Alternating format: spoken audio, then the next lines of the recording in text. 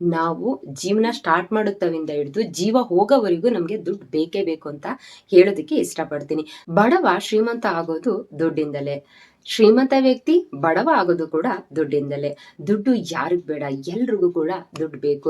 ನಂಗೆ ದುಡ್ಡು ಸಾಕಪ್ಪ, ಇಷ್ಟು ಏನೇನ್ ಬೇಕು ಅಂತ ಅನ್ಕೊಂಡಿದ್ದೀನಿ ಅದೆಲ್ಲ ಸಿಕ್ಕೈತೆ, ಇನ್ ಮುಂದೆ ದುಡ್ಡು ಬೇಡ ಅನ್ನೋ ಅಂತವ್ರು ಎಷ್ಟು ಜನ ಇದ್ದಾರೆ? ಯಾರು ಕೂಡ ಇಲ್ಲ. ನೀವು ಬೂತ್ ಕನ್ನಡಿ ಹಾಕಿ ಹುಡಿಕೊಂಡು ಬರ್ತೀನಿ ಅಂದ್ರೂ ಕೂಡ ಒಬ್ರು ಕೂಡ ಸಿಗೋದಿಲ್ಲ. ಆತ್ಮ ಸಂತೃಪ್ತಿಯಾಗಿ ಹೇಳ್ತೀನಿ ಅಂತಾರಲ್ಲ, ಅದು ನಿಜವಾದ ಸುಳ್ಳು. ಆತ್ಮಕ್ಕೆ ವಂಚನೆ ಮಾಡ್ಕೊಂಡು ಹೇಳ್ಬೋದೇ ಹೊರತು ಆತ್ಮ ಸಂತೃಪ್ತಿಯಿಂದ ನನಗ್ ಸಾಕು ಅನ್ನೋ ಅಂತರು ಎಲ್ಲೂ ಸಿಗಲ್ಲ ಅಂತ ಅನ್ಕೊಂಡಿದೀನಿ, ಇನ್ಕ್ಲೂಡಿಂಗ್ ಮೀ. ನನ್ನ ಸೇರ್ಸೆ ನಾನು ಹೇಳ್ತಾ ಇರುವಂತದ್ದು. ದುಡಿದ ದುಡ್ಡನ್ನ ತಿನ್ನೋಕ್ಕಾಗಲ್ಲ, ಆದ್ರೆ ದುಡಿದ ದುಡ್ಡಿಂದ ನಮ್ಗೆ ಅನ್ಸದನ್ನೆಲ್ಲ ತಿನ್ಬೋದಲ್ವಾ? ಅದೇ ದುಡ್ಡಿನ ಪವರ್ ಅಂತ ಹೇಳ್ಬೋದು. ಇಲ್ಲಿ ನೀವ್ ಎಷ್ಟು ದುಡಿತಾ ಇದ್ದೀರಾ ಅನ್ನೋದಕ್ಕಿಂತ, ಎಷ್ಟು ಉಳಿಸ್ತಾ ಇದ್ದೀರಾ ಅನ್ನೋದಕ್ಕಿಂತ, ಅದರಿಂದ ನೀವೇನು ಗಳಿಸ್ತಾ ಇದ್ದೀರಾ ಅನ್ನೋವಂಥದ್ದು ಇಂಪಾರ್ಟೆಂಟು. ಅಂದ್ರೆ ಇಲ್ಲಿ ನಿಜವಾದ ಬುದ್ಧಿವಂತರು ಯಾರು ಗೊತ್ತಾ? ಅರ್ನ್ ಮಾಡೋವಂಥವ್ರು, ಸೇವ್ ಮಾಡೋವಂಥವ್ರು, ಇನ್ವೆಸ್ಟ್ಮೆಂಟ್ ಮಾಡೋವಂಥವ್ರು, ರಿಪೀಟ್ ಆಗಿ ಇನ್ಕಮ್ ನ ತಗೊಳ್ಳೋವಂಥವ್ರು. ಅಂದ್ರೆ ಒಂದೇ ಸೋರ್ಸ್ ನಿಂದ ಸೇವ್ ಕೂಡ ಮಾಡಿ, ಅದರಿಂದ ಇನ್ವೆಸ್ಟ್ಮೆಂಟ್ ನ ಮಾಡಿ, ಅದರಲ್ಲಿ ರಿಪೀಟ್ ಆಗಿ ಇನ್ಕಮ್ ನ, ಅಂದ್ರೆ ಪ್ಯಾಸಿವ್ ಇನ್ಕಮ್ ಟೈಪ್ ನಲ್ಲಿ ಅಮೌಂಟ್ ನ ಗಳಿಸ್ತಕ್ಕಂಥದ್ದು. ಇಲ್ಲಿ ಒಂದೇ ಸೋರ್ಸ್, ಈಗ ಒಂದು ಜಾಬ್ ಮಾಡ್ತಿರೋ ಏನ್ ಮಾಡ್ತಿರೋ ಗೊತ್ತಿಲ್ಲ, ಒಂದೇ ಇನ್ಕಮ್ ಸೋರ್ಸ್ ನ ಇಟ್ಕೊಂಡು ನಾನಾ ರೀತಿ ಇನ್ಕಮ್ ಸೋರ್ಸು ನಿಮ್ಮ ಹತ್ರ ದುಡ್ಡು ಬರೋ ರೀತಿ ಮಾಡ್ಕೊಳ್ಳೋ ಅಂತವ್ರೆ ನಿಜವಾದ ಜಾಣರು ಅಂತ ನಾನು ಹೇಳೋದಕ್ಕೆ ಇಷ್ಟಪಡ್ತೀನಿ. ನಾನಿಲ್ಲಿ ಯಾರೋ ಏನೋ ಮಾಡ್ತಾ ಇದಾರೆ, ನೀವು ಮಾಡಿ, ಇಂಥದನ್ನ ಮಾಡ್ಬೇಕಂತೆ ಅಂತ ನಾನು ಹೇಳ್ಕೊಡ್ತಾ ಇಲ್ಲ. ನಾನಿಲ್ಲಿ ಹೇಳ್ಕೊಡ್ತಾ ಇರೋವಂಥದ್ದು, ನಾನಿಲ್ಲಿ ಹೇಳ್ತಾ ಇರುವಂತದ್ದು ನನ್ನ ಓನ್ ಎಕ್ಸ್ಪೀರಿಯನ್ಸ್ ಅಂತ ಹೇಳ್ತಾ ಇದ್ದೀನಿ. ಜೊತೆಗೆ ನಾನು ಏನ್ ಇನ್ಕಮ್ ಸೋರ್ಸ್ ಬರೋದಕ್ಕೋಸ್ಕರ ಇಷ್ಟು ದಿನ ಏನ್ ಮಾಡ್ತಾ ಇದ್ದೀನೋ, ಮತ್ತೆ ಅದನ್ನ ಇಷ್ಟು ದಿನ ಏನ್ ಮಾಡಿ ಬೆನಿಫಿಟ್ ನ ತಗೊಂಡಿದ್ದೀನೋ, ಜೊತೆಗೆ ಏನ್ ಮಾಡ್ಬೇಕು ಅಂತ ಅನ್ಕೊಂಡಿದ್ದೀನೋ ಅಷ್ಟನ್ನು ಕೂಡ ನಿಮ್ ಜೊತೆ ಪಿನ್ ಟು ಪಿನ್ ಶೇರ್ ಮಾಡ್ಕೊಳ್ಬೇಕು ಅಂತ ಅನ್ಕೊಂಡಿದೀನಿ. ನನ್ನ ವಿಡಿಯೋ ನಿಮ್ಗೆ ತುಂಬಾ ಯೂಸ್ಫುಲ್ ಆಗುತ್ತೆ ಅಂತಾನೂ ಕೂಡ ಅನ್ಕೊಂಡಿದೀನಿ. ಇಲ್ಲಿ ಎಲ್ರೂ ಕೂಡ ದುಡಿತೀವಿ, ದುಡ್ದಂತ ದುಡ್ಡಿನಲ್ಲಿ ಬುದ್ಧಿವಂತರು ಹೇಗ್ ಹಾಕ್ತಿವಿ ಅನ್ನೋವಂಥದ್ದು ಇಂಪಾರ್ಟೆಂಟ್ ಆಗಿರುತ್ತೆ ಅಷ್ಟೇನೆ. ಹಾಯ್ ಹಲೋ, ಎಲ್ರಿಗೂ ನಮಸ್ತೆ, welcome back to my channel. ನಾನ್ ದೀಪಿಕಾ ಗೌಡ. ನಾನಿವತ್ತು ಯಾವ ವಿಷಯದ ಬಗ್ಗೆ ಮಾತಾಡ್ತಾ ಇದ್ದೀನಿ ಅಂತ ನಿಮಗೆ ಗೊತ್ತು. ಒಂದೇ ಇನ್ಕಮ್ ಸೋರ್ಸ್ ನ ಇಟ್ಕೊಂಡು ನಾನಾ ಮಾರ್ಗಗಳಿಂದ ಯಾವ ರೀತಿ ಎಲ್ಲ ನಾವು ಇನ್ಕಮ್ ನ ಬರೋ ರೀತಿ ಮಾಡ್ಕೊಳ್ಬೇಕು ಅನ್ನೋ ಅಂಥದ್ದು ಇವತ್ತಿನ ಮೇನ್ ಟಾಪಿಕ್ ಆಗಿರುತ್ತೆ. ನಾನು ಕೂಡ ಅದೇ ರೀತಿ ಮಾಡ್ತಾ ಇರುವಂತದ್ದು. ಸೊ ಈ ವಿಡಿಯೋನ ಸ್ಟಾರ್ಟ್ ಮಾಡೋದಕ್ಕಿಂತ ಮುಂಚೆ ಯಾರೆಲ್ಲ ನನ್ನ ಈ ವಿಡಿಯೋನ ನೋಡ್ತಾ ಇದ್ದೀರಾ, ಸಬ್ಸ್ಕ್ರೈಬ್ ಮಾಡ್ದೇನೆ ನೋಡ್ತಾ ಇರೋಂಥವ್ರು ಸಬ್ಸ್ಕ್ರೈಬ್ ಮಾಡ್ಕೊಂಡು ನೋಡಿ. ವಿಡಿಯೋನ ಎಲ್ಲೂ ಕೂಡ ಸ್ಕಿಪ್ ಮಾಡಬೇಡಿ, ಪ್ರತಿಯೊಂದು ಪಾಯಿಂಟು ಕೂಡ ಇಂಪಾರ್ಟೆಂಟ್ ಆಗಿರುತ್ತೆ ಅಂತ ಹೇಳ್ತಾ, ನಿಮ್ಗೆ ಏನಾದ್ರೂ ಲಾಸ್ಟ್ ವರೆಗೆ ವಿಡಿಯೋ ನೋಡಿ ಇಷ್ಟ ಆದ್ರೆ ಲೈಕ್ ಮಾಡಿ, ಶೇರ್ ಮಾಡಿ, ಕಮೆಂಟ್ಸ್ ಮಾಡಿ ಅಂತ ಹೇಳ್ತಾ ನಾನು ಈ ವಿಡಿಯೋನ ಸ್ಟಾರ್ಟ್ ಮಾಡ್ತಾ ಇದ್ದೀನಿ. ಪ್ರಪಂಚದಲ್ಲಿ ಮನುಷ್ಯ ಆದವನ್ಗೆ ಜೀವನ ಅಂತ ಸ್ಟಾರ್ಟ್ ಆಗ್ತವಿಂದ ಹಿಡಿದು ತನ್ನ ಜೀವ ಹೋಗೋವರೆಗೂ ಕೂಡ ಅವನಿಗೆ ದುಡ್ಡು ಬೇಕೇ ಬೇಕಾಗಿರುತ್ತೆ. ಎಲ್ಲದಕ್ಕೂ, ಪ್ರತಿಯೊಂದಕ್ಕೂ. ನನ್ಗೆ ಒಂದು ಏಜ್ ಆಯ್ತು, ನನ್ಗೆ ಇನ್ಮೇಲೆ ದುಡ್ಡು ಬೇಡ, ನನ್ಗಿನ್ನ ಪ್ರಾಪರ್ಟಿ ಬೇಡ, ನನ್ಗಿನ್ನ ಕಾರ್ ಬೇಡ, ಮನೆ ಬೇಡ, ಬಂಗ್ಲೆ ಬೇಡ, ಏನು ಬೇಡ ಅಂತ ನಿಮ್ಗೆ ಅನ್ಸಿದ್ರು ಕೂಡ ನಿಮ್ಮ ಜೀವನ ಉಳಿಸ್ಕೊಳ್ಳೋದಕ್ಕೋಸ್ಕರ ನಿಮಗೆ ದುಡ್ಡು ಬೇಕೇ ಬೇಕು. ನೋಡಿ, ಸರ್ಕಾರದವರು ಕೂಡ ನಿಮ್ಗೆ ಏನ್ ಬೇಡ ಅಂತ ಅಂದ್ರೂ ಕೂಡ ನಿಮ್ಮ ಜೀವನ ಉಳಿಸ್ಕೊಳ್ಳೋದಕ್ಕೆ ಪೆನ್ಷನ್ ರೀತಿನಲ್ಲಿ ಅಮೌಂಟ್ ನ ಕೊಡ್ತಾರೆ. ಯಾಕೆ ಕೊಡ್ತಾರೆ? ನಿಮ್ಗೆ ಮನೆ ತಗೊಳ್ಳಿ, ಶೋಕಿ ಮಾಡ್ಲಿ, ಓಡಾಡ್ಲಿ ಅಂತ ಕೊಡೋದಿಲ್ಲ. ನಿಮ್ಮ ಜೀವನನ ಸಾಗಿಸೋದಕ್ಕೋಸ್ಕರ ಒಂದಿಷ್ಟು ಅಮೌಂಟ್ ನಿಮ್ಗೆ ಎಷ್ಟು ಬೇಕು, ಅಂದ್ರೆ ಕಂಫರ್ಟಬಲ್ ಝೋನ್ ಅಲ್ಲಿ ನಿಮ್ಗೆ ಏನೆಲ್ಲ ತಗೊಳ್ಳೋದಕ್ಕೆ ಬೇಕೋ, ನಿಮ್ಮ ಅವಶ್ಯಕತೆಗಳಿಗೆ ಎಷ್ಟು ಬೇಕೋ ಅಷ್ಟನ್ನ ಅಮೌಂಟ್ ನ ಗೌರ್ಮೆಂಟ್ ಕಡೆಯಿಂದ ಪೆನ್ಷನ್ ರೂಪದಲ್ಲಿ ಕೊಡ್ತಾರೆ. ಅದೇ ರೀತಿ ನಾವು ಜೀವನ ಸ್ಟಾರ್ಟ್ ಮಾಡುತ್ತವಿಂದ ಹಿಡಿದು ಜೀವ ಹೋಗೋವರೆಗೂ ನಮ್ಗೆ ದುಡ್ಡು ಬೇಕೇ ಬೇಕು ಅಂತ ಹೇಳೋದಕ್ಕೆ ಇಷ್ಟಪಡ್ತೀನಿ. ನಾವು ಒಂದು ಏಜ್ ಇದ್ದಾಗ, ಏಜ್ ಇರೋವರೆಗೆ ದುಡಿತಾನೆ ಇರ್ತೀವಿ. ಒಂದು ಏಜ್ ಆದ ನಂತರ ಒಂದು ಲಿಮಿಟ್ ಕ್ರಾಸ್ ಆಗುತ್ತೆ, ಅಲ್ಲಿಗೆ ದುಡಿಯೋದಕ್ಕೆ ಸ್ಟಾಪ್ ಮಾಡ್ತೀವಿ. ದುಡಿಯೋವರೆಗೂ ಓಕೆ, ದುಡ್ಡು ಆಡ್ತಾ ಹೋಗುತ್ತೆ. ದುಡಿಯೋದನ್ನ ನಿಲ್ಲಿಸಿದ ನಂತರ ನಿಮ್ಗೆ ಯಾರು ಕೂಡ ದುಡ್ಡನ್ನ ಕೊಡೋದಿಲ್ಲ. ನೀವೇನೋ ಒಂದು ಪೆನ್ಷನ್ ಅಮೌಂಟ್ ನ ತಗೊಂಡು ಜೀವನ ಮಾಡ್ಬೋದು, ಆದ್ರೆ ಅದು ಒಂದು ಪೆನ್ಷನ್ ಅಮೌಂಟ್ ಅನ್ನೋವಂಥದ್ದು ಒಂದು ಜಸ್ಟ್ ಏನು ನಿಮ್ಮ ಅವಶ್ಯಕತೆಗಳನ್ನ ಪೂರೈಸ್ಕೊಳ್ಬೋದೇ ಹೊರತು, ಸ್ವಲ್ಪ ನಾವು ಇನ್ನೂ ಒಂದ್ ಸ್ವಲ್ಪ ಹ್ಯಾಪಿಯಾಗಿರ್ಬೇಕು, ನಮ್ಮ ಮಕ್ಳಿಗೆ ಒಂದ್ ಸ್ವಲ್ಪ ಏನೋ ನನ್ನ ಕೈಲಾದಂತಹ ಸಹಾಯನ ಮಾಡಬೇಕು, ನಾನು ಇನ್ನೂ ಖುಷಿಯಾಗಿರ್ಬೇಕು ಅಂದ್ರೆ ನಿಮ್ಗೆ ನಾನಾ ರೀತಿ ಇನ್ಕಮ್ ಸೋರ್ಸು ನೀವು ಸಾಯೋವರೆಗೂ ಬರ್ತಾನೆ ಇರಬೇಕು. ಹಂಗ್ ಬರ್ಬೇಕು ಅಂದ್ರೆ ನೀವು ಇವತ್ತಿಂದನೇ ಒಂದು ಇನ್ಕಮ್ ಸೋರ್ಸ್ ನಲ್ಲೇ ನಾನಾ ರೀತಿ ಇನ್ಕಮ್ ಸೋರ್ಸ್ ಮಾಡ್ಕೊಳ್ಳೋದಕ್ಕೆ ಟ್ರೈ ಮಾಡಬೇಕು. ಅದೇ ಇವತ್ತಿನ ಟಾಪಿಕ್ ಆಗಿರುತ್ತೆ. ಬನ್ನಿ, ನಾನು ಯಾವ ರೀತಿ ಎಲ್ಲ ಮಾಡ್ಕೊಳ್ತಾ ಇದ್ದೀನಿ ಅಂತ ನಿಮ್ಗೆ ಹೇಳ್ತಾ ಹೋಗ್ತೀನಿ. ನಾನಿಲ್ಲಿ ನಂಬರ್ 1 ಮಾಡ್ತಾ ಇರುವಂತದ್ದು ಮ್ಯೂಚುವಲ್ ಫಂಡ್ಗೆ ನಾನು ಆಲ್ರೆಡಿ ವಿಡಿಯೋ ಹಾಕಿದ್ದೀನಿ. ಕಮ್ಮಿ ಅಂದ್ರೂ ಒಂದ್ ಒಂದು 4-5 ತಿಂಗಳ ಇರ್ಬೋದಾ ಅಂತ ಅನ್ಸುತ್ತೆ. ಅಲ್ಲಿಂದನೂ ಕೂಡ ನಾನು ಸ್ಟಾರ್ಟ್ ಮಾಡಿ ವಿಡಿಯೋದಲ್ಲೇ ಸ್ಟಾರ್ಟ್ ಮಾಡಿದೆ ಫೋನ್ ಪೇ ನಲ್ಲಿ ಯಾವ ರೀತಿ ಮ್ಯೂಚುವಲ್ ಫಂಡ್ಗೆ ಇನ್ವೆಸ್ಟ್ಮೆಂಟ್ ನ ಮಾಡಬೇಕು ಅಂತ. ಅವಾಗ ಒಂದು 6,000 ಇನ್ವೆಸ್ಟ್ಮೆಂಟ್ ಮಾಡಿದೆ ಅಂತ ಅನ್ಸುತ್ತೆ. ಮತ್ತೆ ಇನ್ನೊಂದು ಇನ್ಕ್ಲೂಡ್ ಮಾಡಿದ್ದೀನಿ. ಒಟ್ಟು 8,000 ಪರ್ ಮಂತ್ ನಂದು ಮ್ಯೂಚುವಲ್ ಫಂಡ್ಗೆ, ಅಂದ್ರೆ ನಾನಾ ರೀತಿ ಕೆಟಗರಿನಲ್ಲಿ ಸಿಪ್ಗೆ ಹಾಕೊಳ್ತಾ ಬರ್ತಾ ಇದ್ದೀನಿ, ಲಂಸಮ್ಗೆ ಹಾಕೊಳ್ತಾ ಬರ್ತಾ ಇಲ್ಲ. ಇದೇ ರೀತಿ ನೀವು ಕೂಡ ಪರ್ ಮಂತ್ 1,000 ಹಾಕಿದ್ರು ಕೂಡ ಒಂದು 10 ವರ್ಷ ಬಿಟ್ರೆ ನಿಮ್ಗೆ 2-3 ಲಕ್ಷದವರೆಗೆ ನಿಮ್ಗೆ ಅಮೌಂಟ್ ಆಗುತ್ತೆ. ಅದು ಕೂಡ ನಿಮ್ಗೆ ದುಡ್ಡು ಕೊಡ್ತಾನೆ ಹೋಗುತ್ತೆ ಹೊರತು ನೀವು ಹಾಕೋದು ಒಂದು ಸಮ್ ಅಮೌಂಟ್ ಆದ್ರೆ ಇಯರ್ಲಿ 12% ನಿಮ್ಗೆ ಪ್ಯಾಸಿವ್ ಇನ್ಕಮ್ ನ ತಂದ್ಕೊಡುತ್ತೆ ಅಂತ ಹೇಳೋದಕ್ಕೆ ಇಷ್ಟಪಡ್ತೀನಿ. ನಂಬರ್ 2 ಯಾವ್ದಪ್ಪ ಅಂದ್ರೆ ಸ್ಟಾಕ್ಸ್ ಅಂದ್ರೆ ಶೇರ್ಸ್ ಗಳನ್ನ ತಗೊಳ್ಳುವಂಥದ್ದು, ಪರ್ಚೇಸ್ ಮಾಡುವಂಥದ್ದು. ಕಂಪ್ನಿಗಳಲ್ಲಿ ನೀವು 5,000 ಶೇರ್ಸ್ ನ ಪರ್ಚೇಸ್ ಮಾಡಿದ್ರಿ ಅಂದ್ರೆ ಸ್ವಲ್ಪ ವರ್ಷಗಳ ನಂತರ ನಿಮ್ಗೆ ಅದು 5,000ಗೆ ಪರ್ಚೇಸ್ ಮಾಡಿರ್ತೀರಲ್ವಾ, 8,000 ನಿಮ್ಗೆ ಸಿಗ್ಬೋದು, ಇಲ್ಲ 10,000. ನಾನು ಕಮ್ಮಿ ಅಂತ ಹೇಳ್ತಾ ಇರೋದು, ಇದಕ್ಕಿಂತ ಜಾಸ್ತಿನೇ ಸಿಗುತ್ತೆ. ಆದ್ರೆ ಇದು ಸ್ವಲ್ಪ ರಿಸ್ಕ್ ಇರುತ್ತೆ. ಬೇಸಿಕ್ ನಾಲೆಡ್ಜ್ ಇತ್ತು ಅಂತ ಅಂದ್ರೆ ಇದಕ್ಕೆ ರಿಸ್ಕ್ ಅನ್ನೋವಂಥದ್ದು ಬರೋದಿಲ್ಲ. ಹಾಗಾಗಿ ಬೇಸಿಕ್ ನಾಲೆಡ್ಜ್ ನ ಇಟ್ಕೊಂಡು ನೀವು ಶೇರ್ಗಳನ್ನ ಪರ್ಚೇಸ್ ಮಾಡಬಹುದು. ನಾನು ಯಾವುದೇ ರೀತಿ ಸ್ಟಾಕ್ ಮಾರ್ಕೆಟ್ ನಲ್ಲಿ ಶೇರ್ಸ್ ಗಳಿಗೆ ಇನ್ವೆಸ್ಟ್ಮೆಂಟ್ ಮಾಡಿಲ್ಲ. ನೆಕ್ಸ್ಟ್ ಮಾಡಬೇಕು ಅನ್ಕೊಂಡಿದ್ದೀನಿ. ಇವಾಗ ಸದ್ಯಕ್ಕೆ ಒಂದು 5 to 6 ಮಂತ್ ವರೆಗೆ ನನಗೆ 5 to 6 ಮಂತ್ ಅಲ್ಲ, ಒಂದು 7 to 8 ಮಂತ್ ವರೆಗೆ ನನಗೆ ಯಾವುದೇ ರೀತಿಯಾದಂತಹ ಈ ಸ್ಟಾಕ್ ನಲ್ಲಿ ಇನ್ವೆಸ್ಟ್ಮೆಂಟ್ ಮಾಡೋದಕ್ಕೆ ಆಗೋದಿಲ್ಲ. ಯಾಕಂದ್ರೆ ನಾನೀಗ ಪ್ರೆಗ್ನೆಂಟ್ ಇರೋದ್ರಿಂದ ನನಗೆ ಸ್ವಲ್ಪ ಪರ್ಸನಲ್ ಆಗಿ ಅಮೌಂಟ್ ಬೇಕಾಗಿರುತ್ತೆ. ಸೊ ಹಾಗಾಗಿ ಸದ್ಯಕ್ಕೆ ರಿಸ್ಕ್ ಬೇಡ, ನೆಕ್ಸ್ಟ್ ನೋಡೋದ ಅಂತ ಪ್ಲಾನ್ ಮಾಡ್ಕೊಂಡಿದ್ದೀನಿ. ನಾನು ಇದು ಮಾಡ್ಬೇಕು ಅಂತ ಅನ್ಕೊಂಡಿರೋದು, ಇನ್ನು ಮಾಡಿಲ್ಲ, ಮಾಡ್ಬೇಕು ಅಂತ ಅನ್ಕೊಂಡಿರೋದನ್ನ ನಿಮ್ಗೆ ಶೇರ್ ಮಾಡ್ಕೊಳ್ತಾ ಇದ್ದೀನಿ ಅಷ್ಟೇನೆ. ಸ್ಟಾಕ್ಸ್ ನಲ್ಲೂ ಕೂಡ ನಿಮ್ಗೆ ಇಲ್ಲಿ ಇನ್ಕಮ್ ಬರ್ತಾ ಹೋಗುತ್ತೆ. ಇದು ಕೂಡ ಪ್ಯಾಸಿವ್ ಇನ್ಕಮ್ ರೀತಿ ಆಯ್ತು. ನೀವು ಮಾಡೋದು ಇನ್ವೆಸ್ಟ್ಮೆಂಟ್ 5,000, ನಿಮ್ಗೆ ಅಲ್ಲಿ ಬೆನಿಫಿಟ್ ಸಿಗುವಂತದ್ದು 8,000-10,000, ಅಂದ್ರೆ ಡಬಲ್ ಅಂತಾನೆ ಹೇಳ್ಬೋದು ಕೆಲವು ವರ್ಷಗಳ ನಂತರ. ಅದನ್ನು ಕೂಡ ನೀವು ಪರ್ ಇಯರ್ಗೆ ಡಿವೈಡ್ ಮಾಡಿ, ಪರ್ ಮಂತ್ಗೆ ಡಿವೈಡ್ ಮಾಡಿದ್ರೆ ಅದರಲ್ಲೂ ಕೂಡ ಒಂದು ಸಮ್ ಪರ್ಸೆಂಟೇಜ್ ರೀತಿ ನಿಮ್ಗೆ ಇನ್ಕಮ್ ಬರ್ತಾ ಹೋಗ್ತಾ ಇರುತ್ತೆ. ನಂಬರ್ 3 ಯಾವ್ದಪ್ಪ ಅಂದ್ರೆ ರೆಂಟ್ ಇನ್ಕಮ್, ಅಂದ್ರೆ ಪ್ರಾಪರ್ಟಿ ಮೇಲೆ ನಿಮ್ಗೆ ಇನ್ಕಮ್ ಬರುವಂತದ್ದು. ನೀವಿಲ್ಲ ಅಕಸ್ಮಾತ್ ನೀವೇನಾದ್ರೂ ಇಲ್ಲಿ 3 ರೀತಿ ಇನ್ಕಮ್ ಬರುತ್ತೆ. ನೀವು 3 ರೀತಿ ಇನ್ವೆಸ್ಟ್ಮೆಂಟ್ ಕೂಡ ಮಾಡಬೇಕಾಗುತ್ತೆ. ಅದು ನಿಮಗೆ ಒಂದು ಪ್ಯಾಸಿವ್ ಇನ್ಕಮ್ ನ ತಂದ್ಕೊಡುತ್ತೆ.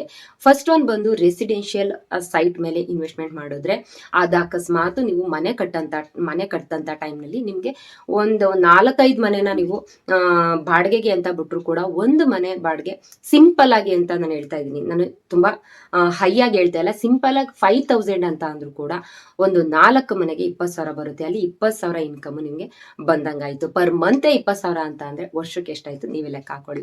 ಅದೇ ರೀತಿ ಇನ್ನೊಂದು ಕಮರ್ಷಿಯಲ್ ಸೈಟ್ ಮೇಲೆ ನೀವು ಇನ್ವೆಸ್ಟ್ಮೆಂಟ್ ಮಾಡಿದ್ದೆ ಆದ್ರೆ ಅದರಲ್ಲೂ ಕೂಡ ತುಂಬಾ ಪ್ಯಾಸಿವ್ ಇನ್ಕಮ್ ಬರುತ್ತೆ. ಈಗ ನೀವು ರೆಸಿಡೆನ್ಷಿಯಲ್ ಇನ್ಕಮ್ ನಲ್ಲಿ ಇಲ್ಲಿ ನೀವು ರೆಸಿಡೆನ್ಷಿಯಲ್ ಸೈಟ್ ಗಳಲ್ಲಿ ನೀವು ಇನ್ಕಮ್ ಮಾಡಿದಂತ ಟೈಮ್ ನಲ್ಲಿ ಮನೆ ಕಟ್ಟಿ ನೀವು ಅದರಲ್ಲಿ ಇನ್ಕಮ್ ನ ತಗೊಳ್ಳುವಂಥದ್ದು.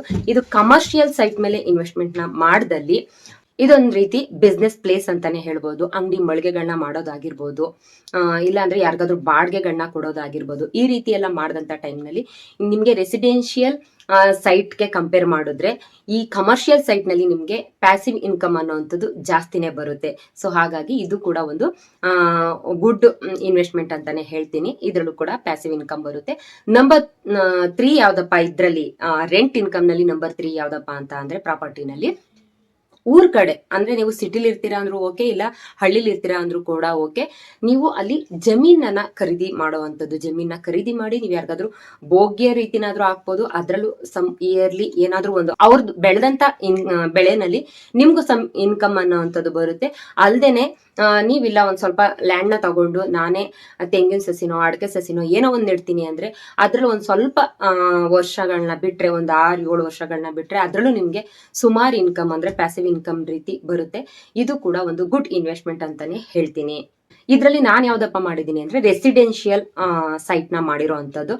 ಅಂದ್ರೆ ಊರ್ ಕಡೆ ಸ್ವಲ್ಪ ಜಮೀನ್ ಇದೆ. ಸೊ ಹಾಗಾಗಿ ಈಗ ಸದ್ಯಕ್ಕೆ ರೆಸಿಡೆನ್ಷಿಯಲ್ ಸೈಟ್ ನ ಮಾಡಿದೀನಿ. ನೆಕ್ಸ್ಟ್ ನೋಡೋದ, ನೆಕ್ಸ್ಟ್ ಕಮರ್ಷಿಯಲ್ ಮಾಡೋ ಅಂತದ, ಇಲ್ಲ ಅಂತ ಅಂದ್ರೆ ಜಮೀನ ಖರೀದಿ ಮಾಡುವಂತದ, ಇಲ್ಲ ಅಂತಂದ್ರೆ ನೆಕ್ಸ್ಟ್ ಇನ್ನೊಂದು ರೆಸಿಡೆನ್ಷಿಯಲ್ ಸೈಟ್ ನ ಪರ್ಚೇಸ್ ಮಾಡುವಂತದ, ಯಾವ್ದು ಅಂತ ನೋಡೋದ. ಸದ್ಯಕ್ಕೆ ನಾನ್ ಮಾಡಿರುವಂತದ್ದು ರೆಸಿಡೆನ್ಷಿಯಲ್ ಸೈಟ್ ಆಗಿರುತ್ತೆ. ಅದ್ರಲ್ಲೂ ಇನ್ನೊಂದ್ ಸ್ವಲ್ಪ ದಿನ ಹೋದ್ರೆ ಮನೆ ಕಟ್ಟಿ ಅದ್ರಲ್ಲಿ ನನಗೂ ಕೂಡ ಪ್ಯಾಸಿವ್ ಇನ್ಕಮ್ ಬರುತ್ತೆ. 4ನೇದು ಯಾವ್ದಪ್ಪ ಅಂದ್ರೆ ಒಂದು ಸ್ಮಾಲ್ ಬಿಸ್ನೆಸ್ ನ ಮಾಡುವಂಥದ್ದು. ನಾನು ಸುಮಾರು ಸಲ ಸ್ಮಾಲ್ ಬಿಸ್ನೆಸ್ ಗಳಿಗೆ ಐಡಿಯಾಗಳನ್ನ ಕೊಟ್ಟಿದ್ದೀನಿ. ಇದು ಕೆಲವೊಂದು ಝೀರೋ ಇನ್ವೆಸ್ಟ್ಮೆಂಟ್ ಅಂತ ಹೇಳ್ಬೋದು, ಕೆಲವೊಂದು ಸ್ವಲ್ಪ ಇನ್ವೆಸ್ಟ್ಮೆಂಟ್ ಅಂತಾನು ಕೂಡ ಹೇಳ್ಬೋದು. ತುಂಬಾ ಜಾಸ್ತಿ ಇನ್ವೆಸ್ಟ್ಮೆಂಟ್ ಏನು ಇಲ್ಲ ಇದರಲ್ಲಿ.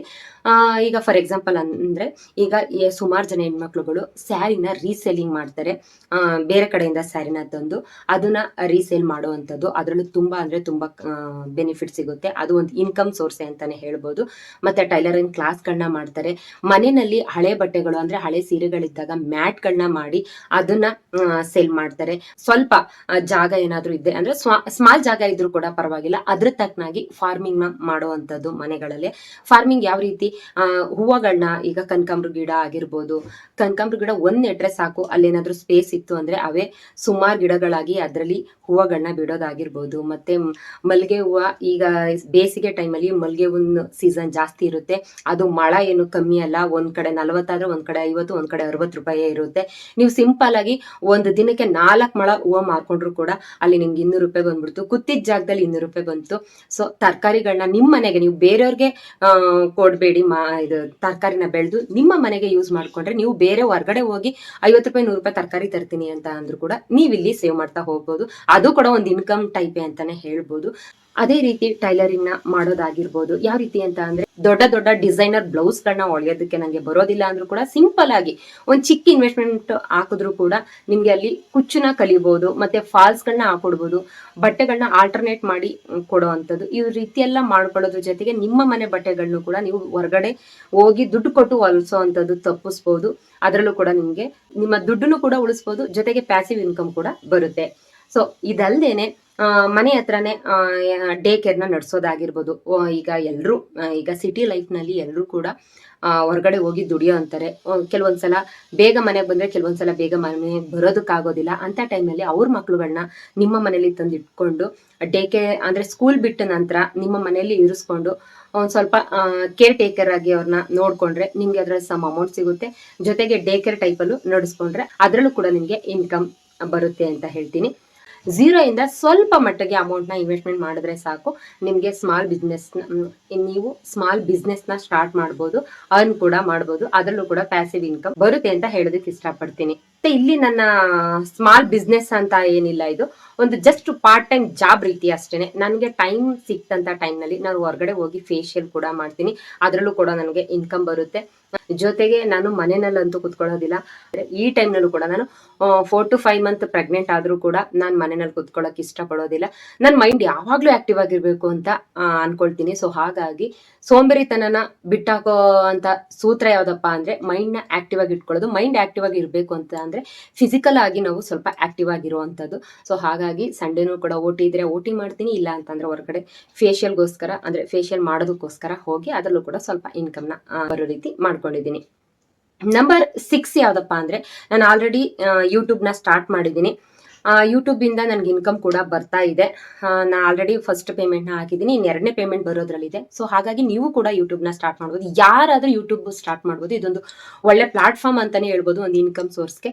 ಸೊ ಹಾಗಾಗಿ ನೀವು ಕೂಡ ಯೂಟ್ಯೂಬ್ ನ ಸ್ಟಾರ್ಟ್ ಮಾಡಿ, ಒಂದು ವೈರಲ್ ಏನಾದ್ರು ಜನಗಳಿಗೆ ಇಷ್ಟ ಆಗುವಂತಹ ಕಂಟೆಂಟ್ ನ ಕ್ರಿಯೇಟ್ ಮಾಡಿ, ಅದರಿಂದ ಅಡ್ವರ್ಟೈಸ್ಮೆಂಟ್ ಅನ್ನುವಂಥದ್ದು ಶುರು ಆಗುತ್ತೆ, ಇನ್ಕಮ್ ಸ್ಟಾರ್ಟ್ ಆಗುತ್ತೆ. ಮತ್ತೆ ಜೊತೆಗೆ ಅಫಿಲಿಯೇಟ್ ಲಿಂಕ್ ನ ನೀವು ಶೇರ್ ಮಾಡಿದಂತ ಟೈಮ್ ನಲ್ಲಿ, ಅಂದ್ರೆ ನೀವೇನಾದ್ರೂ ಡ್ರೆಸ್ ನ ತಗೊಂಡಿರ್ತೀರಾ, ಆ ಡ್ರೆಸ್ ಅವ್ರಿಗೆ ಇಷ್ಟ ಆಗಿ ನೀವು ಅಫಿಲಿಯೇಟ್ ನ ಲಿಂಕ್ ನ ಕೊಟ್ಟಂತ ಸಂದರ್ಭದಲ್ಲಿ ಆ ಅಫಿಲಿಯೇಟ್ ಲಿಂಕ್ ಅವರು ಯೂಸ್ ಮಾಡಿದಂತ ಸಂದರ್ಭದಲ್ಲಿ ಅದರಲ್ಲೂ ಕೂಡ ನಿಮ್ಗೆ ಇನ್ಕಮ್ ಬರ್ತಾ ಇರುತ್ತೆ. ಯೂಟ್ಯೂಬ್ ಇಂದ 2 ರೀತಿನೂ, ಸಿಂಪಲ್ ಆಗಿ ಅಂದ್ರೆ 2 ರೀತಿನೂ ಕೂಡ ನೀವು ಅರ್ನ ಮಾಡ್ಬೋದು.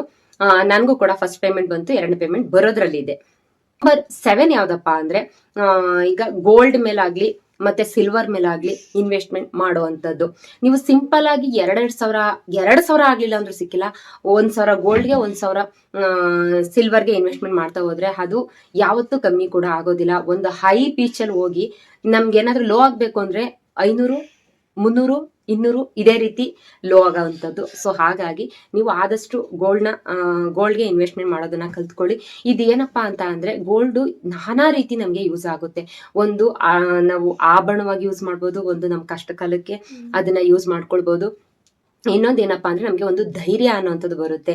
ನಾವೊಂದು ಗೋಲ್ಡ್ನ ಪರ್ಚೇಸ್ ಮಾಡಿ ಇಟ್ಕೊಂಡಿದ್ದೀವಿ, ನೆಕ್ಸ್ಟ್ ಒಂದು ಏನೋ ಒಂದು ಸಮಯ ಬಂತು ಅನ್ನೋಂಥ ಟೈಮ್ನಲ್ಲಿ ಎದುರುಕೊಳ್ಳುವಂಥ ಅವಶ್ಯಕತೆ ಇಲ್ಲ ಅನ್ನೋ ಅಂಥದ್ದನ್ನು ಕೂಡ ನಮಗೆ ಧೈರ್ಯ ತಂದ್ಕೊಡುತ್ತೆ. ಸೊ ಈ 3 ರೀತಿನೂ ನಿಮಗೆ ಗೋಲ್ಡ್ ಆಗಲಿ ಸಿಲ್ವರ್ ಆಗಲಿ ಹೆಲ್ಪ್ ಮಾಡುತ್ತೆ ಅಂತ ಹೇಳೋದಕ್ಕೆ ಇಷ್ಟಪಡ್ತೀನಿ. ನಾನು ಕೂಡ ಕಳೆದ ವರ್ಷ ಅಂದ್ರೆ 2025ರಲ್ಲಿ ಜಾರಪ್ನಲ್ಲಿ ಇನ್ವೆಸ್ಟ್ಮೆಂಟ್ ಮಾಡಿ 2 ಗ್ರಾಮ್ ಕಾಯಿನ್ನ ಬೈ ಮಾಡಿದ್ದೀನಿ. ಜೊತೆಗೆ ಫಿಸಿಕಲ್ ಆಗಿ ಅಂದ್ರೆ ಒಂದು RS ಜ್ಯುವೆಲರಿ ಅಂತ ಹೇಳಿದ್ನಲ್ಲ, ಅಲ್ಲಿ ಇದೇನೋ ಆಪ್ ನಲ್ಲಿ ಮಾಡಿರುವಂತದ್ದಲ್ಲ, ನಾನೇ ಫಿಸಿಕಲ್ ಆಗಿ ತಗೊಂಡು 85 ಗ್ರಾಮು ಹತ್ತತ್ರ ಗೋಲ್ಡ್ನ ಫಿಸಿಕಲ್ ಗೋಲ್ಡ್ನ ಬೈ ಮಾಡಿದ್ದೀನಿ. ಒಂದು 55 ಗ್ರಾಮ್ಗೆ ಒಂದು ಹಾರ, ಜೊತೆಗೆ 31 ಗ್ರಾಮು ನನ್ನ ಹಸ್ಬೆಂಡ್ಗೆ ಒಂದು ಚೈನು, ಕುತ್ತಿಗೆ ಚೈನ್ನ ತಗೊಂಡಿರುವಂಥದ್ದು, ಅಂದ್ರೆ ನೆಕ್ ಚೈನ್ನ ತಗೊಂಡಿರುವಂಥದ್ದು. ಒಟ್ಟು 86 ಗ್ರಾಮು 2025ರಲ್ಲಿ ನಾನು ಪರ್ಚೇಸ್ ಮಾಡಿರುವಂಥದ್ದು, ಗೋಲ್ಡ್ಗೆ ಇನ್ವೆಸ್ಟ್ಮೆಂಟ್ ಮಾಡಿರುವಂಥದ್ದು. ಮತ್ತೆ ಸಿಲ್ವರ್ಗೆ ಕಮ್ಮಿ ಅಂದ್ರು ಒಂದು 250ರಿಂದ 300 ಗ್ರಾಮು, ಒಂದು 400 ಗ್ರಾಮೇ ಅನ್ಕೊಳ್ಳಿ, 400 ಗ್ರಾಮ್ ಅವರಿಗೆ ಇನ್ವೆಸ್ಟ್ಮೆಂಟ್ ನ ಮಾಡಿದ್ದೀನಿ. ಎಲ್ಲ ಅವಾಗ 90 ರೂಪಾಯಿ 85 ರೂಪಾಯಿ ಈ ರೀತಿ ಇದ್ದಾಗಲೇ ಇನ್ವೆಸ್ಟ್ಮೆಂಟ್ ಮಾಡಿರುವಂಥದ್ದು. ಈಗೆಲ್ಲ 240, 200, 300, 400ವರೆಗೂ ಹೊರಟೋಗಿತ್ತು ಸಿಲ್ವರು. ಸೊ ಹಾಗಾಗಿ ಆಗಿ ಗೋಲ್ಡ್ಗೆ ಮತ್ತೆ ಸಿಲ್ವರ್ಗೆ ಇನ್ವೆಸ್ಟ್ಮೆಂಟ್ ಮಾಡೋದ್ರಿಂದ ನಿಮ್ಗೂ ಕೂಡ ನೀವು ಹಾಕಿರುವಂತ ಅಮೌಂಟ್ ಸೇಫ್ ಆಗಿ ಉಳ್ಕೊಳ್ಳುತ್ತೆ, ನಿಮ್ಮ ವ್ಯಾಲ್ಯೂ ಸೇಫ್ ಆಗಿ ಉಳ್ಕೊಳ್ಳುತ್ತೆ. ಮತ್ತೆ ಗೋಲ್ಡ್ ರೇಟು ಮತ್ತೆ ಸಿಲ್ವರ್ ರೇಟು ಜಾಸ್ತಿ ಆದಂತ ಟೈಮ್ನಲ್ಲಿ ನಿಮ್ಗೂ ಕೂಡ ದುಡ್ಡು ಜಾಸ್ತಿ ಸಿಗ್ತಾ ಹೋಗುತ್ತೆ. ಇದು ಒಂದು ಇನ್ಕಮ್ ಸೋರ್ಸ್ ಅಂತಾನೆ ಹೇಳ್ಬೋದು. ನಂಬರ್ 8 ಯಾವ್ದಪ್ಪ ಅಂದ್ರೆ ಗೌರ್ಮೆಂಟ್ ಬಾಂಡ್ಸ್ ಗಳಲ್ಲಿ ನೀವು ಇನ್ವೆಸ್ಟ್ಮೆಂಟ್ ನ ಮಾಡುವಂಥದ್ದು. ಜೊತೆಗೆ ಬ್ಯಾಂಕ್ ನಲ್ಲಿ FD RD ಈ ರೀತಿ ಎಲ್ಲ ಇರುತ್ತೆ, ಅದನ್ನೆಲ್ಲ ನೀವು ಮಾಡ್ತಾ ಇರೋಂಥದ್ದು. ಈಗ ಪೋಸ್ಟ್ ಆಫೀಸ್ ನಲ್ಲಂತೂ ಸುಮಾರು ಸ್ಕೀಮ್ಗಳು ಬರ್ತಾ ಇದೆ, ಅದನ್ನ ನೀವು ಹೊಸದಾಗಿ ಬರ್ತಾ ಇದೆ, ಅದನ್ನ ನೀವು ಕೇಳಿ ತಿಳ್ಕೊಂಡು ಹೈ ಪರ್ಸೆಂಟೇಜ್ ಯಾವ್ದು ಕೊಡುತ್ತೆ ಪರ್ ಇಯರ್ ಅನ್ನೋಂಥದ್ದನ್ನ ಕೇಳಿ ತಿಳ್ಕೊಂಡು ನೀವು ಅದರಲ್ಲಿ ಇನ್ವೆಸ್ಟ್ಮೆಂಟ್ ಮಾಡ್ತಕ್ಕಂಥದ್ದು. ನೀವು ಸಮ್ ಅಮೌಂಟ್ ನ ಇವತ್ತಿಂದ ಇನ್ವೆಸ್ಟ್ಮೆಂಟ್ ಮಾಡ್ತಾ ಹೋದ್ರೆ ಪರ್ ಇಯರ್ ನಿಮ್ಗೆ ಅಲ್ಲಿ 7 to 12% ವರೆಗೆ ನಿಮ್ಗೆ ರಿಟರ್ನ್ಸ್ ಕೊಡ್ತಾರೆ. ಅದು ಕೂಡ ನೀವು ಇಯರ್ಲಿ ತಗೊಂಡ್ರು ಕೂಡ ಮಂತ್ಲಿ ವೈಸ್ ಡಿವೈಡ್ ಮಾಡ್ಕೊಂಡ್ರೆ ಅದರಲ್ಲೂ ಸುಮಾರು ಪರ್ಸೆಂಟೇಜ್ ಅಂದ್ರೆ ಇನ್ಕಮ್ ರೀತಿ ನಿಮ್ಗೆ ಬರ್ತಾ ಹೋಗುತ್ತೆ. ಸೊ ಹಾಗಾಗಿ ಇಷ್ಟರಲ್ಲಿ ಒಂದು RD ಅಂತ ಮಾತ್ರ ಮಾಡಿದೆ, ಅದ್ರಲ್ಲಿ ಬೆನಿಫಿಟ್ ತಗೊಂಡಿದ್ದೀನಿ. ಅದರಲ್ಲಿ ಸ್ವಲ್ಪ ಬೆನಿಫಿಟ್ ಕಮ್ಮಿ ಬರುತ್ತೆ ಅಂತ ಹೇಳಿ ಅದನ್ನ ಸ್ಟಾಪ್ ಮಾಡಿ ನೆಕ್ಸ್ಟ್ ನಾನು ಈ ರೀತಿ ಮ್ಯೂಚುವಲ್ ಫಂಡ್ ನಲ್ಲಿ, ಜಾರ್ ನಲ್ಲಿ ಮತ್ತೆ ಫಿಸಿಕಲ್ ಗೋಲ್ಡ್ ಮೇಲೆ ಇನ್ವೆಸ್ಟ್ಮೆಂಟ್ ಮಾಡೋದಕ್ಕೆ ಸ್ಟಾರ್ಟ್ ಮಾಡಿದೆ, ಅದರಲ್ಲಿ ಬೆನಿಫಿಟ್ ತಗೊಂಡಿದ್ದೀನಿ. ಸೊ ಹಾಗಾಗಿ ನೀವು ಕೂಡ ಅಂದ್ರೆ ಹೈ ರೈಟು ಬರುತ್ತೆ. ಅದು ಕೆಲವೊಂದ್ಸಲ ಈಗ ನೋಡಿ ಸುಕನ್ಯಾ ಸಮೃದ್ಧಿ ಯೋಜನೆಯಲ್ಲಿ 12% ವರೆಗೂ ನಿಮ್ಗೆ ರಿಟರ್ನ್ ಸಿಗುತ್ತೆ, ಮತ್ತೆ KVP ನಲ್ಲಿ ಸಿಗುತ್ತೆ. ಸೊ ಈ ರೀತಿ ಎಲ್ಲ ನೀವು ಯಾವುದು ಹೈ ಬೆಸ್ಟ್ ಇಂಟ್ರೆಸ್ಟ್ ಇದೆಯೋ, ಇಂಟ್ರೆಸ್ಟ್ ರೇಟ್ ನ ನಿಮ್ಗೆ ಕೊಡ್ತಾ ಇದೆಯೋ ಅದನ್ನ ಹುಡುಕಿ ನೀವು ಇನ್ವೆಸ್ಟ್ಮೆಂಟ್ ಮಾಡಿದ್ರೆ ಯಾವ್ದ್ರಲ್ಲೂ ನಿಮ್ಗೆ ಮೋಸ ಇಲ್ಲ, ಎಲ್ಲಾದ್ರಲ್ಲೂ ಇನ್ಕಮ್ ಬರುತ್ತೆ ಅಂತ ಹೇಳೋದಕ್ಕೆ ಇಷ್ಟಪಡ್ತೀನಿ. ನಂಬರ್ 9 ಯಾವ್ದಪ್ಪ ಅಂತ ಅಂದ್ರೆ ಈಗ ಕೆಲವೊಂದು LIC, ಈಗ ಇನ್ಶೂರೆನ್ಸ್ ಗಳ ಮೇಲೆ, ಕೆಲವೊಂದು ಲೈಫ್ ಇನ್ಶೂರೆನ್ಸ್ ಗಳ ಮೇಲೆ ಇನ್ವೆಸ್ಟ್ಮೆಂಟ್ ಮಾಡ್ತಕ್ಕಂಥದ್ದು. ಇದು ನಿಮ್ಗೆ ಬೇಕೋ ಬೇಡವೋ ಅಂತ ನನಗೆ ಗೊತ್ತಿಲ್ಲ. ನಾನು ಗೊತ್ತಿಲ್ದೇನೆ ಇರೋ ಟೈಮ್ನಲ್ಲಿ ನನಗೆ ಏನ್ ಇನ್ವೆಸ್ಟ್ಮೆಂಟ್ ಮಾಡಬೇಕು ಅಂತ ಗೊತ್ತಿಲ್ದೇನೆ ಇರೋ ಟೈಮ್ನಲ್ಲಿ ಇನ್ವೆಸ್ಟ್ಮೆಂಟ್ ಮಾಡಿರುವಂಥದ್ದು. ನನ್ಗೆ ಅಂದ್ರು ಪರ್ ಇಯರ್ 70 ಇಂದ 75K ವರೆಗೆ, ಅಂದ್ರೆ 70,000 ಇಂದ 75,000 ವರೆಗೆ ಇನ್ಶೂರೆನ್ಸ್ ನೇ ಕಟ್ತೀನಿ, ಅಂದ್ರೆ LIC ನೇ ಕಟ್ತೀನಿ. ನನ್ನ ಮಗ ಹುಟ್ಟಿದಾಗ ಅವನ್ಗೆ ಕಮ್ಮಿ ಅಂತ ಅಂದ್ರು 10,75,000ಕ್ಕೆ ಒಂದು ಇನ್ಶೂರೆನ್ಸ್ ನ ತಗೊಂಡೆ. ಅದು 10,75,000 ಒಂದು, ಮತ್ತೆ ಪರ್ ಅಂದ್ರೆ ಕ್ವಾರ್ಟರ್ಲಿ 6,500 ನ ಕಟ್ಟುವಂಥದ್ದು ಅದು ತಗೊಂಡಿದ್ದೀನಿ ಅವನ್ಗೆ. ಅಂದ್ರೆ ಅವ್ನ್ ಚಿಕ್ಕವನಲ್ವಾ, ಅವನು ಚಿಕ್ಕ ಮಗು ಅಲ್ವಾ, ಹಾಗಾಗಿ ನಂದು ನನ್ನ ಹಸ್ಬೆಂಡ್ ನ ಸೇರಿಸಿ ತಗೊಂಡಿರುವಂತದ್ದು 4 ಇನ್ಶೂರೆನ್ಸ್, ಅಂದ್ರೆ 4 LIC ನ ತಗೊಂಡಿರುವಂತದ್ದು. ಮತ್ತೆ ಅವನ್ಗೆ 1 ವರ್ಷ ಆದ್ಮೇಲೆ ಅದೇ 10,75,000 ಪರ್ ಇಯರ್ ಕಟ್ಟಬೇಕು ಅಂತ ಹೇಳಿದ್ನಲ್ಲ, ಅದನ್ನ ತಗೊಂಡಿರುವಂತದ್ದು. ಮತ್ತೆ ನಮ್ಮ ಮನೆಯವರು ಆಟೋ ಡ್ರೈವರ್ ಅಲ್ವಾ, ಅವ್ರಿಗೊಂದು ಇದು LIC ನ ಮಾಡಿಸಿದೀನಿ. ಮತ್ತೆ ನನ್ನ ಮಗ ಹುಟ್ಟಕ್ಕಿಂತ ಮುಂಚೆ ಒಂದು ನಂದು ಸಿಂಪಲ್ ಆಗಿರ್ಲಿ ಅಂತ ಮಾಡಿಸಿದೆ. ಮತ್ತೆ ಪರ್ ಮಂತ್ ನನಗೆ 1,500 ಕಟ್ ಆಗೋ ರೀತಿ, ಅಂದ್ರೆ ನನಗೆ 55 ಏಜ್ ಆದ್ಮೇಲೆ 35 lakh ರಿಟರ್ನ್ ಆಗೋ ರೀತಿ ಇನ್ಶೂರೆನ್ಸ್ ನ ಮಾಡಿಸ್ಕೊಂಡಿದೀನಿ. ನನ್ಗೆ 55 ಇಯರ್ ಆಗ್ಬೇಕು. ಅಂದ್ರೆ ನನ್ಗೆ ದುಡಿಯಕ್ ಆಗಲ್ಲ ಅನ್ನೋಂಥ ಟೈಮ್ಲೆ, ಒಂದು 55 ವರ್ಷಕ್ಕೆ ನಂಗೆ ದುಡಿಯಕ್ ಆಗಲ್ಲ ಅನ್ನೋಂಥ ಟೈಮ್ಲೆ ಅದರಿಂದ ಕೂಡ ನನಗೆ ಅಮೌಂಟ್ ಬರ್ತಾ ಹೋಗುತ್ತೆ. ಆ ಅಮೌಂಟ್, ಬಂಡಲ್ ಅಮೌಂಟ್ ನ ಎತ್ಕೊಂಡು ಯಾವ್ದಾದ್ರು ಒಂದು ಹಿಂಗೆ ಲಮ್ಸಮ್ ಮ್ಯೂಚುವಲ್ ಫಂಡ್ ನಲ್ಲಿ ಲಮ್ಸಮ್ ಅಲ್ಲಿ ಹಾಕಿದ್ರೆ ಏನೋ ಒಂದು ಸಮ್ ಅಮೌಂಟ್ ಅಂತ ಪ್ಯಾಸಿವ್ ಇನ್ಕಮ್ ಆಗಿ ಬರುತ್ತಲ್ವಾ. ಸೊ ಇದನ್ನೆಲ್ಲ ಟಾರ್ಗೆಟ್ ಇಟ್ಕೊಂಡು ನಾನು ಅದನ್ನ ಹಾಕಿರುವಂತದ್ದು, ಅಂದ್ರೆ ಕಟ್ಕೊಂಡು ಹೋಗ್ತಾ ಇದ್ದೀನಿ. ಇದೇ ರೀತಿ ನಾವು ನಾನು ಮಾಡ್ತಾ ಇರೋವಂಥದ್ದು ಇಷ್ಟು, ನಾನು ಎಷ್ಟು ಹೇಳ್ದೆ 1 or 2 ಅದ್ರಲ್ಲಿ ತಪ್ಪಿಸ್ಕೊಂಡಿರ್ಬೋದು. ಯಾವ್ದಪ್ಪ ಅಂದ್ರೆ ಒಂದು ಈ ಗೌರ್ಮೆಂಟ್ ಬಾಂಡ್ಸ್ ಅಂತ ಹೇಳಿದ್ನ, ಅದನ್ನ ತಪ್ಪಿಸ್ಕೊಂಡಿದೀನಿ, ಅದನ್ನ ಆಗ್ತಾ ಇಲ್ಲ. ಮತ್ತೆ ಫಸ್ಟ್ ಒನ್ ಇನ್ನೊಂದು ಯಾವ್ದಪ್ಪ ಅಂದ್ರೆ ಶೇರ್ ಮಾರ್ಕೆಟ್ ನಲ್ಲಿ ಆಗ್ತಾ ಇಲ್ಲ. ಇವೆರಡನ್ನ ಬಿಟ್ಟು ಈ 9 ಟಿಪ್ಸ್ ನ ನಿಮ್ಗೆ ಹೇಳಿದೀನಿ ಅಲ್ವಾ, 9 ಇನ್ವೆಸ್ಟ್ಮೆಂಟ್ ನ ಹೇಳಿದೀನಿ ಅಲ್ವಾ, 9 ಇನ್ವೆಸ್ಟ್ಮೆಂಟ್ ನಲ್ಲಿ 2ನ್ನ ಬಿಟ್ರೆ ಇನ್ನ ಒಟ್ಟು 7ರಲ್ಲೂ ಕೂಡ ನಾನು ಇನ್ವೆಸ್ಟ್ಮೆಂಟ್ ನ ಮಾಡ್ತಾ ಇರೋವಂಥದ್ದು. ಸೊ ಹಾಗಾಗಿ ನೀವು ಕೂಡ ಎಲ್ಲರೂ ಜಾಣರಾಗ್ಬೇಕು. ನಾವು ಸುಮ್ನೆ ಕಷ್ಟಪಟ್ಟು ಏನೋ ಹೇಳ್ತಾರಲ್ಲ, ಬೆಳಗಿನ ಸಾಯಂಕಾಲ ಗಂಟ ಕತ್ತೆ ದುಡ್ದಂಗ್ ದುಡಿತೀನಿ ಅಂತ, ಬರೀ ಸುಮ್ನೆ ಕತ್ತೆ ದುಡ್ದಂಗ್ ದುಡಿಯೋದನ್ನ ಕಲ್ತ್ಕೋಬೇಡಿ. ಸ್ವಲ್ಪ ಚಾಣಾಕ್ಷತನನ ಯೂಸ್ ಮಾಡಿ, ಸ್ವಲ್ಪ ಇವಾಗ್ಲಿಂದಾನೇ ಏಜ್ ಇದ್ದಾಗ್ಲೇನೆ ಸ್ವಲ್ಪ ಇನ್ವೆಸ್ಟ್ಮೆಂಟ್, ದುಡಿಯೋಂಥ ದುಡ್ಡಲ್ಲಿ ಇನ್ವೆಸ್ಟ್ಮೆಂಟ್ ಮಾಡ್ತಾ ಹೋಗಿ. ಮಾಡ್ತಾ ಮಾಡ್ತಾ ಮಾಡ್ತಾ ನಿಮ್ಗೆ ಅದು, ನೀವು ದುಡಿದೇನೆ ಇರೋಂಥ ಟೈಮ್ಲಿ ಅದು ನಿಮ್ಮನ್ನ ಕಾಪಾಡುತ್ತೆ. ನೀವು ದುಡ್ಡನ್ನ ನೀವು ದುಡಿದು ಅದನ್ನು ಕೂಡ ದುಡಿಯೋದಕ್ಕೆ ಬಿಡಿ ಅಂತ ಹೇಳೋದಕ್ಕೆ ಇಷ್ಟಪಡ್ತೀನಿ. ಮತ್ತೆ ಇನ್ನೊಂದೇನು ಅಂತ ಅಂದ್ರೆ, ನಾನು ಇಷ್ಟು ಟಿಪ್ಸ್ ನ ಕೊಟ್ಟಿದ್ದೀನಿ ಅಲ್ವಾ, ಇಷ್ಟು ಟಿಪ್ಸ್ ಅಲ್ಲಿ ನೀವು ಎಲ್ಲಾನು ಮಾಡ್ಬೇಕು ಅಂತ ಏನಿಲ್ಲ. ಕೆಲವೊಬ್ರದ್ದು ಇನ್ಕಮ್ ಸೋರ್ಸ್ ಬೇರೆ ಬೇರೆ ತರನೇ ಇರುತ್ತೆ. ಇನ್ಕಮ್ ಸೋರ್ಸ್ ಅನ್ನೋದಕ್ಕಿಂತ ನಿಮ್ಮ ಇನ್ಕಮ್ ಬೇರೆ ಇರುತ್ತೆ. ಕೆಲವ್ರಿಗೆ 20,000 ಬರ್ಬೋದು, ಕೆಲವು 30,000 ಬರ್ಬೋದು, ಕೆಲವ್ರಿಗೆ 1 ಲಕ್ಷ ಬರ್ಬೋದು. ಡಿಪೆಂಡ್ ಅಪಾನ್ ನಿಮ್ಮ ಇನ್ಕಮ್ ಆಗಿರುತ್ತೆ. ಸೊ ಈ ಇನ್ಕಮ್ ನಲ್ಲಿ ನೀವು ಹೆಚ್ಚಿಸ್ಕೊಂಡು ಹೋಗ್ತೀನಿ ಅಂತ ಅಂದ್ರೆ, ಈಗ ನಾನು ಮ್ಯೂಚುವಲ್ ಫಂಡ್ ಅಲ್ಲಿ 1,000 ಹಾಕಿ ಅಂತ ಹೇಳಿದೆ, ನಾನು 8,000 ಆಗ್ತಾ ಇದೀನಿ. ನಿಮ್ ಇನ್ಕಮ್ ಜಾಸ್ತಿ ಇದ್ದಂತ ಟೈಮ್ನಲ್ಲಿ ನೀವು ಇನ್ನೂ ಜಾಸ್ತಿ ಹಾಕ್ಬೋದು ಅಲ್ವಾ. ನಾನು ಗೋಲ್ಡ್ಗೆ ಸ್ವಲ್ಪ ಜಾರಾಪ್ಗೆ ಪರ್ ಡೇ ಬಂದು 250 ರುಪೀಸ್ನ 250 ರುಪೀಸ್ ಕಟ್ ಆಗ್ತಾ ಇದೆ. ನಿಮ್ ಇನ್ಕಮ್ ಜಾಸ್ತಿ ಇದ್ದಂತ ಟೈಮ್ಲಿ 500ನ ಕಟ್ ಮಾಡ್ಕೊಳ್ಳಿ. 500 ಕಟ್ ಆಗೋ ರೀತಿ ಮಾಡಿ. ಈ ರೀತಿ ಹೆಚ್ಚಿಸ್ಕೊಳ್ತಾ ಹೋಗಿ, ಇನ್ವೆಸ್ಟ್ಮೆಂಟ್ ಹೆಚ್ಚಿಸ್ಕೊಳ್ತಾ ಹೋಗಿ, ನಿಮ್ಮ ಇನ್ಕಮ್ ಸೋರ್ಸ್ ಕೂಡ ಜಾಸ್ತಿ ಆಗುತ್ತೆ. ನಿಮ್ಮ ಪ್ಯಾಸಿವ್ ಇನ್ಕಮ್ ನ ಜಾಸ್ತಿ ಬರೋ ರೀತಿ ಮಾಡ್ಕೊಳ್ಳಿ ಅಂತ ಹೇಳೋದಕ್ಕೆ ಇಷ್ಟಪಡ್ತೀನಿ. ನನ್ನ ಈ ಇನ್ವೆಸ್ಟ್ಮೆಂಟ್ ಟಿಪ್ಸ್ ಯಾರಿಗೆಲ್ಲ ಇಷ್ಟ ಆಯ್ತು ಲೈಕ್ ಮಾಡಿ, ಶೇರ್ ಮಾಡಿ, ಕಮೆಂಟ್ಸ್ ಮಾಡಿ ಅಂತ ಹೇಳ್ತಾ, ನಿಮ್ಗೆ ಯಾವ ರೀತಿನಾದ್ರೂ ವಿಡಿಯೋ ಬೇಕು ಅಂದ್ರೆ ಕಮೆಂಟ್ ಸೆಕ್ಷನ್ ಅಲ್ಲಿ ಕಮೆಂಟ್ಸ್ ಮಾಡಿ, ನಿಮ್ಗೆ ಯೂಸ್ ಆಗೋ ರೀತಿ ಕಮೆಂಟ್ ಆ ವಿಡಿಯೋನ ಮಾಡಿ ನಿಮ್ಗೆ ತಲುಪಿಸೋದಕ್ಕೆ ಟ್ರೈ ಮಾಡ್ತೀನಿ ಅಂತ ಹೇಳ್ತಾ, ನೆಕ್ಸ್ಟ್ ಒಂದು ಒಳ್ಳೆ ವಿಡಿಯೋ ಜೊತೆ ನಾನು ನಿಮ್ಮನ್ನ ಭೇಟಿ ಆಗ್ತೀನಿ. ಜೈ ಹಿಂದ್, ಜೈ ಕರ್ನಾಟಕ. ಮತ್ತೆ